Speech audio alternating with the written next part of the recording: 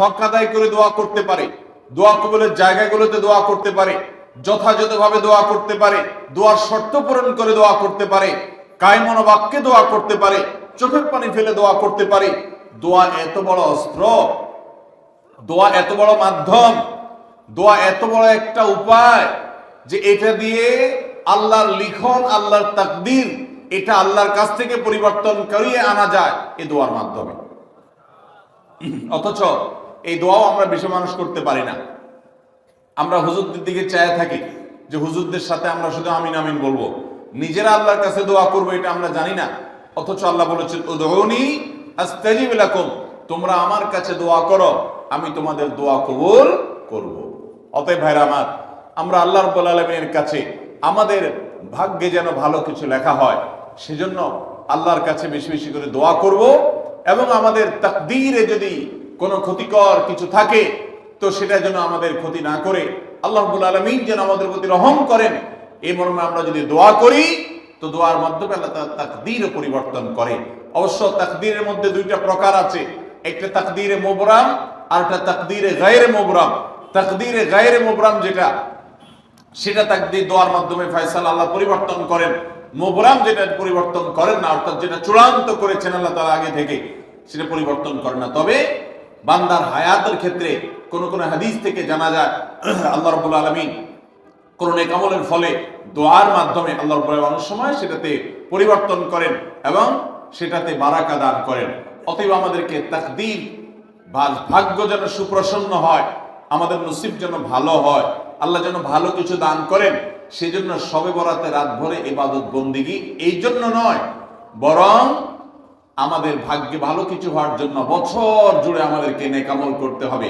এক রাত ইবাদত বন্দেগি করলেন, সারা বছর কোন নফল নামাজ, ফরজ নামাজ, অন্যান্য ফরজ কাজ করলেন না, আর আপনি আশা করলেন যে আল্লাহ আপনার জন্য ভাগ্যে ভালো কিছু লিখে দিবে, এটা সঠিক নয়। আর ভাগ্যের নির্ধারণটা মূলত লাইলাতুল কদর, এটি বোঝা যায় সূরা দুখান থেকে, অন্যান্য সূরা থেকে। অতএব আমাদের সবাইকে আমাদের ভাগ্যে ভালো কিছু লেখার জন্য বেশি বেশি আমাদের 5 ওয়াক্ত ফরজ নামাজ সহ আল্লাহর সমস্ত ফরজ বিধানগুলো মেনে চলতে হবে, হারাম এবং গুনাহের কাজগুলো থেকে বেঁচে চলতে হবে, এবং সেই সাথে আমাদের সবাইকে বেশি বেশি করে, বিশেষ করে নেককারদের কাতারে শামিল হতে হবে। আমি যত বেশি নেককার হতে পারবো, ওই যে নামাজে আত্মেহাতের মধ্যে নেককারদের দোয়া পাবো, আমার প্রতি শান্তি আল্লাহর এমনি বর্ষিত হবে। এবং দ্বিতীয় আমল হলো বেশি বেশি করে আত্মীয় স্বজন, রক্ত সম্পর্কীয় যারা, তাদের সাথে বিশেষভাবে সুসম্পর্ক বজায় রাখতে হবে। সম্পর্ক নষ্ট করা যাবে না, সম্পর্ক ছিন্ন করা যাবে না। এবং তৃতীয় আমল হলো বেশি বেশি দোয়া করতে হবে।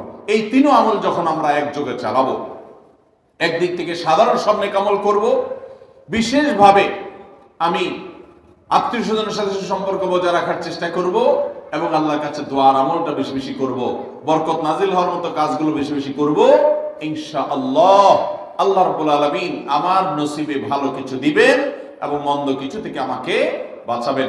নবী করিম সাল্লাল্লাহু আলাইহি সাল্লাম আল্লাহর কাছে দোয়া শিক্ষা দিয়েছেন, আল্লাহুম্মা ইন্নী আউযু বিকা মিন দারকিল বালা, আল্লাহুম্মা ইন্নী আউযু বিকা মিন সুইল কাদা।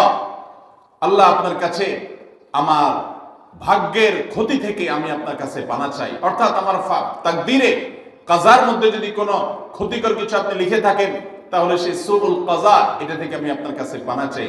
অতএব এই মর্মে আল্লাহর কাছে যত বেশি আমরা দোয়া করব, আল্লাহ রাব্বুল আলামিন আমাদেরকে তত বেশি হিফাজত করবেন। আল্লাহ তাআলা আমাদের নসিবে দুনিয়া এবং আখিরাতে, ইহকালে এবং পরকালে ভালো কিছু লেখেন, আমাদের নসিবে যেন ভালো কিছু হয় সেই তৌফিক আল্লাহ তাআলা আমাদেরকে দান করেন। আমরা সবাই আমলগুলো করবো তো ইনশাআল্লাহ। আল্লাহ আমাকে আপনাকে আমাদের সবাইকে আমলের তৌফিক দান করুন।